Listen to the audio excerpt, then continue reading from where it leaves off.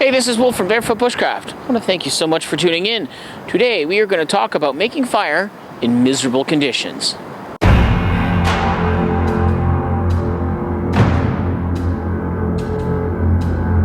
Again, I want to thank you so much for tuning into this episode.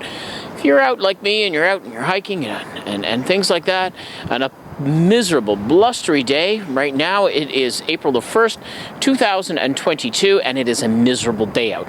You can see the sky above me is kind of gray, it's not so nice, it's windy, it's wet, it's hovering in around the freezing mark.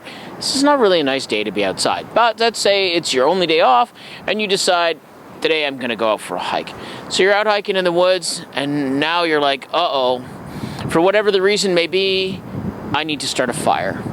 So let's get into starting a fire, what you're going to need, selecting your wood, and getting a fire going in a kind of adverse conditions. In wandering around in my area looking for fire components, I see this stuff. You see this? Look how light and fluffy that is. That literally looks like it could be like a cotton ball. That is going to burn real nice, and it has three forces on it acting right now. So it has gravity, which is going to be taking all the moisture from this since it's been raining. The gravity is going to pull that moisture down. We have air, which is circulating around it. As you can see, it's moving in the wind, so it's taking the moisture out of it. And even though it's not a bright sunny day, we do have sunlight, which is pulling and evaporating the moisture. So I'm going to grab some of this, and I'm going to grab some of this. And you can see it's totally dead, so I'm not really hurting the environment by collecting all of this stuff. And there's a little bit here that you can't see off the camera. I'm going to grab a little bit more, and one more piece. Obviously, the more the merrier, the more of this stuff I can find. And that's going to be fantastic for putting in as my shavings, so that the shavings have something else to catch. Managed to come upon the remnants of a campsite, and lo and behold, there's a bunch of wood here. Now, I didn't put this wood here, I just found it. So now I can be like, this is the wood that I could potentially use for my fire. There's a few things I need to evaluate about the wood and to see if it's suitable for what we need to get this fire going, even though it's a little windy and miserable and wet out. First thing I'm going to check on this wood is to see how dry it is. Now I know it's been windy, wet, raining. Earlier today it was snowing, so I'm going to take a small of this piece of this wood and I'm going to crack it, and I will crack it near the microphone. I'm going to break it. Hear that snap? That tells me that's fairly dry inside. Ah, that's what we're looking for, is nice snappy wood. If I had taken any of this wood and see how that's just all bendy and it doesn't really snap? So there's a little bit more moisture in this wood. This is dry. Perfect. These are the kind of pieces I need. Nothing bigger than my little finger for igniting a fire. So my little finger, most of this is about that size. I'm going to take a larger piece as well, and we'll get into that in just a moment. But yeah, so this is what I need. Like that snap sound. I've gathered some wood. I'm going to take it over to a spot.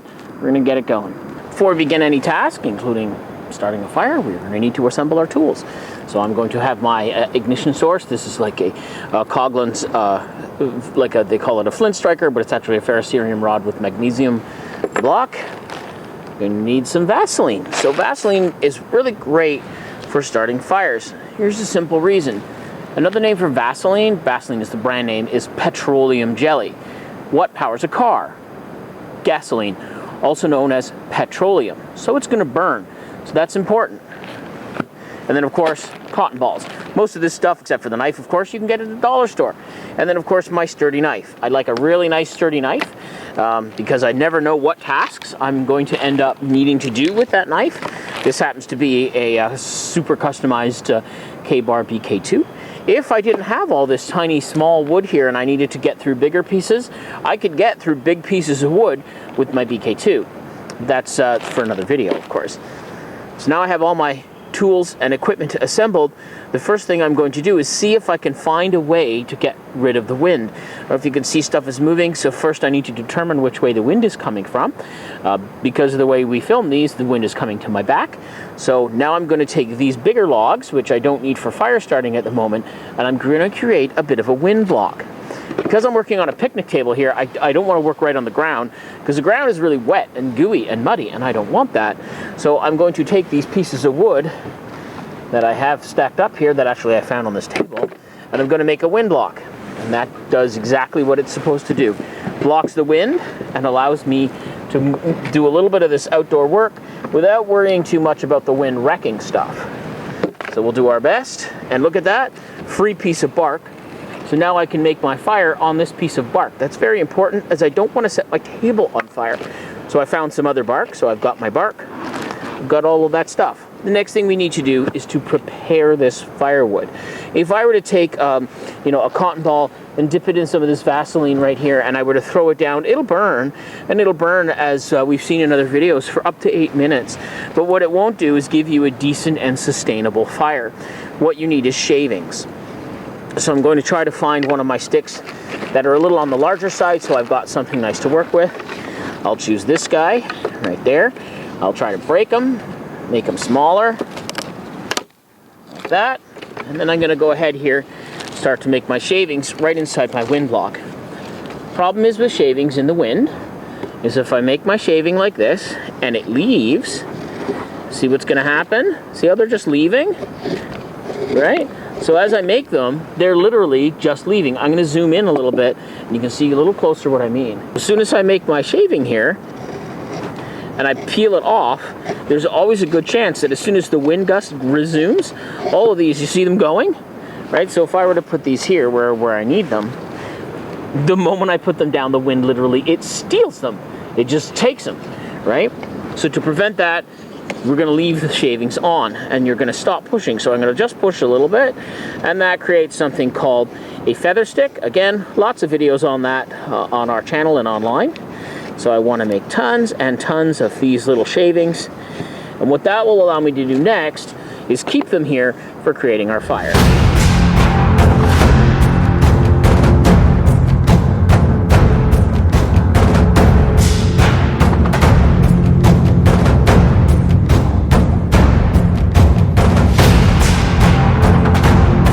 I'm not going to bore you with the details of making these shavings or watching you make them and wasting tons and tons of time. I will do them off camera, but you can sort of see here. So arguably in part of our fire triangle, and I will put the fire triangle sort of right there. So we need air, which we have an abundance of. We need heat, which we have a little bit of. And then of course we need a, either a combustion source or fuel, and that will be this. So I'm going to make a pile more shavings here. Then we'll move on from there into putting them in, setting it all up, and getting a little fire going. All right, so now I've got everything. I've got all of my fluffy stuff. I've got my shavings. I've got a cotton ball. I've got my my knife in case I need to cut anything. And here we go. One of the questions I get asked a lot is, well, Mr. Wolf, what if we go out into the woods and we forget the Vaseline? Or we forget the cotton balls, right? Or we forget the ferro rod? It kind of is your responsibility as an outdoor person to remember all of this stuff. It doesn't have to be a ginormous cotton Vaseline thing like this. You can get small, tiny ones, the size in a little tin. You can put that in a straw, right? Stab a straw into it, pick it up. We have some videos on how to make the straws. Same with the cotton balls. Same with the ferro rod. I don't have to use a ferro rod and all this stuff. I could use a lighter. I could use whatever tool that I've got that will work. But when you're outside, you always have to think ahead. Proper planning, right, prevents piss poor performance. It's very, very important that you as an individual, when you go outside, that you're prepared for this sort of stuff. So it's kind of an odd thing. You know, I always ask students when they say, well, what if I don't have all this stuff? Well, what if you don't have pants? Chances are you remembered to get dressed before you left the house, right? So it's not really an excuse. If you don't have this equipment, always remember to bring it. There's all kinds of videos out there, including some stuff for us on 10Cs and all that sort of stuff. So there's my cotton ball. Okay, I'm gonna open my Vaseline. Again, this is like for students and stuff, so you by far don't have to bring with you the ginormous Vaseline petroleum jelly thing. I'm just gonna take this, I'm gonna just basically douse it in that, pull it all out. Again, I know from experience that I'm gonna get 6 to 8 minutes burn time on this as soon as I can get it to operate and to burn. There we go. Lots and lots of that goo on there. Put this over here. So, fire burns in what direction? Think of a candle. Fire burns up, right? So I don't want to put all of this stuff down and then put all of my equipment on top of it, underneath it. So to set this on these shavings would be not really the best way to do it. So I've done it the opposite. I have it there. I'm going to put, once I have this ignited, I'm going to put my shavings on top of it. So I'm now going to grab my little striker tool here, and we're going to get our primary ignition. Right? And again, this cotton is sealed in a bag, so you should be able to get it going no problem at all. And it's your job to practice, right? Practice all this stuff. That's why we're here. Look at that. Very nice. First strike. So now I'm going to put all my stuff on here. Right? Woo-wee! Look at that. Nice and dry. Even though it's been a miserable, rainy, windy day, I literally got myself a fire going with junk I had hanging around a campsite. So now, of course, your fire needs approximately 3 minutes in order to become an adult fire. At that time, I should be constantly putting all my new materials that I have on it, putting my smaller, some smaller to bigger. And just like that, with a few simple tools, I have a glorious fire going, and I can feel that heat right now.